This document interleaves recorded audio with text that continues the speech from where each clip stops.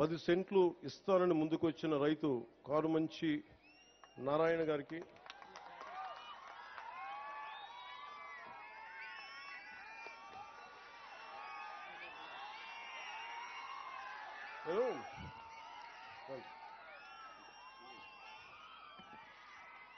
నేను స్టీవ్ ఒకసారి యాపిల్లో, మీ అందరూ యాపిల్ ఫోన్ వాడతారు కదా, చాలా మంది యాపిల్ ఫోన్ తెలుసు.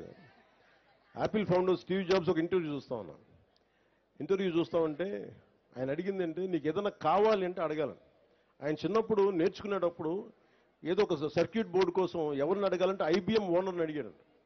ఎలా అడిగామంటే, నాకు తెలియదు, నాకు ఐబీఎం బోర్డులో మీకు చిప్స్ ఉంటాయి, నాకు ఏదైనా పంపించండి, సర్క్యూట్ బోర్డ్స్ పంపించండి అని ఆయన ఫోన్ చేస్తే ఆయన వెంటనే రెస్పాండ్ అయ్యి పంపించండి. ఈయన స్కూల్ విద్యార్థిగా ఉన్నప్పుడు. నేను నేర్చుకుంది ఏంటంటే, నాకు ఇది కావాలి అని అడగడం నాకు తెలుసు. ఎంతమంది వస్తారో లేదో తెలియదు, కానీ ఈ రోజున కారుమంచి నారాయణ గారు మనస్ఫూర్తిగా వారికి నా కృతజ్ఞతలు తెలియజేస్తున్నాను.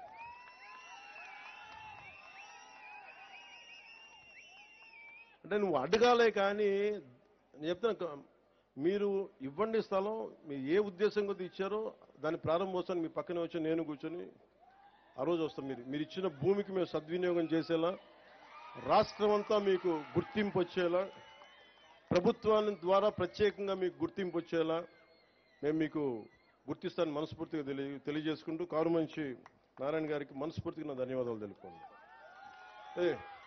ఇప్పుడు దాకా అందరూ నా ఫోటో అడిగి, నేను కారుమంచి నారాయణరావు గారి ఫోటో అడిగి మధ్య ఫోటో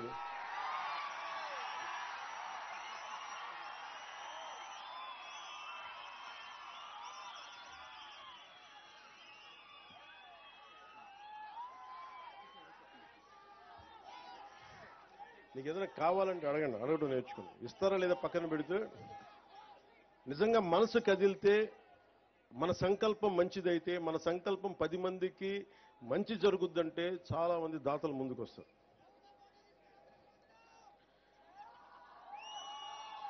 నేను నమ్మను పదాల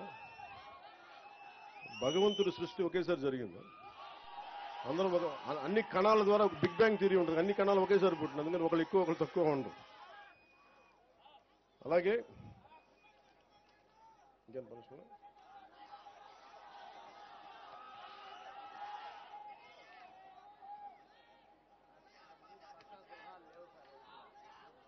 అలాగే కొద్దిమందికి ప్రత్యేకించి గృహాలు లేవని చెప్పారు. ఆ గృహాలను కూడా ఏర్పాటు చేయమని కలెక్టర్ గారిని దృష్టికి తీసుకొస్తా ఉన్నాం. అలాగే ప్రత్యేకించి ఇది స్వర్ణ పంచాయతీని ఎందుకు పెట్టామంటే, భవిష్యత్తులో ఇది సెల్ఫ్ గవర్నింగ్ యూనిట్, దీనికి ఇదే పరిపాలన చేసుకునే, స్వయం శక్తి పరిపాలన చేసుకోగలిగే శక్తి ఉండేలాగా. అంటే ఎక్కడో హైదరాబాద్కి వెళ్ళడం, ఎక్కడో కూర్చోబెట్టి మనం బెంగళూరుకి వెళ్ళడం కాకుండా, మన రైల్వే కూడూరులో, మన 112 పంచాయతీల్లో వేరే చోటకి వెళ్లకుండా, అంటే ఇక్కడే సైబర్ నెట్ కనెక్టివిటీ, గ్రామాల్లో బ్రాడ్బ్యాండ్ కల్పన, ఫైబర్ ఆప్టిక్స్ ద్వారా గ్రామాలను డిజిటల్ భారత్ వైపు మనం అడుగులేస్తా ఉన్నాం.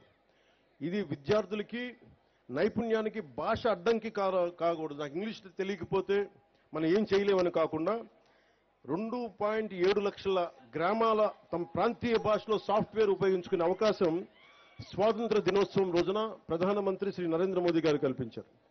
దీనిని మన రాష్ట్రంలో కూడా అనేక పంచాయతీలు లబ్ధి పొందే అవకాశం ఉంది. కూటమి ప్రభుత్వంగా ఎన్నికల సమయంలో చెప్పిన పంచాయతీరాజ్ డిక్లరేషన్ ని సంపూర్ణంగా అమలు పరుస్తాం.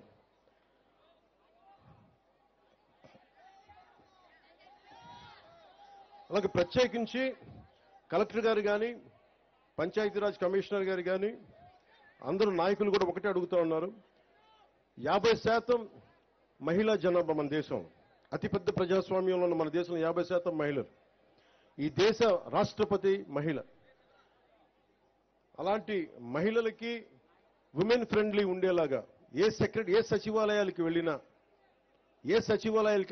ఆడబిడ్డలకి భయం లేకుండా వెళ్ళగలగాలి. కేవలం సభలంటే మగవాళ్ళు రావడం కాదు, ఆడబిడ్డ 50% ఉన్న ఆడబిడ్డలు బయటకు వస్తేనే దేశం బాగుపడదు. అందుకని మీకోసం ప్రత్యేకించి గ్రామ సచివాలయాల్లో మీరు ధైర్యంగా బయటకు వచ్చి మీ సమస్యలను చెప్పుకునేలా, మీ నాయకులకి మీరు సమస్యలు విన్నవించుకునేలా మీకు అలాంటి వాతావరణం ఏర్పాటు చేస్తామని మనస్ఫూర్తిగా అందరికీ ఇక్కడ నేను ఆదేశిస్తున్నాను.